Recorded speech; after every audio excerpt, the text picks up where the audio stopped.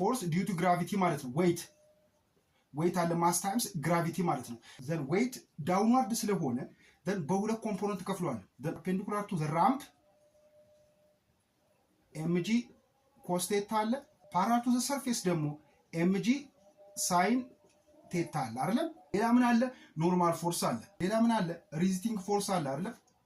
ፍሪክሽናል ፎርስ ማለት ነው። ሰሜሽን ኦፍ ፎርስ አሎንግ ዘ ዋይ ኢዝ ኢኳል ቱ 0 ነው።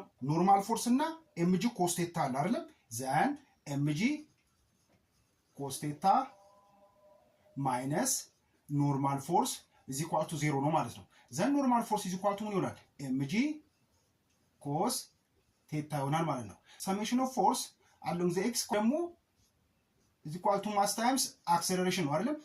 ፓራላል ቱ ዘ ሰርፌስ ምን አለ? ኤምጂ ሳይን ቴታ አለ አይደለም። ኤምጂ ሳይን ቴታ ዳውን ነው። ደን አፕ ደግሞ ምን አለ? ሬዚስቲንግ ፎርስ አለ፣ ፍሪክሽናል ፎርስ ማይነስ ካይነቲክ ፍሪክሽን ኢዝ ኢኳል ቱ ማስ ታይምስ አክሰለሬሽን። እዚህ ጋር ካይነቲክ ፍሪክሽን ኢዝ ኢኳል ቱ ኮኤፊሽንት ኦፍ ካይነቲክ ፍሪክሽን ታይምስ ኖርማል ፎርስ ነው አይደለም። ኮኤፊሽንት ኦፍ ካይነቲክ ፍሪክሽን then times normal force is equal to mg cos theta and mg sin theta minus kinetic friction is equal to ይኸው coefficient of kinetic friction times mg cos theta is equal to mass times acceleration ነው። እዚህ ጋር ማሳቸውን ኮመን እናወጣለን። m times g sin theta minus coefficient of kinetic friction times gravity times cos theta then is equal to mass times acceleration.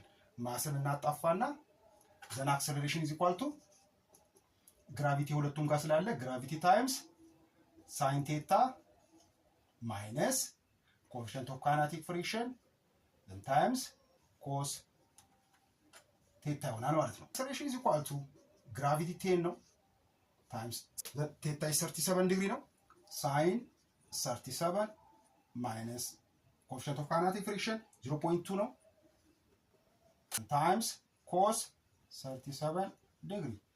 The acceleration is equal to 10 times sin 37 is 0.6 ነው minus 0.2 times cos 37 0.8 ነው.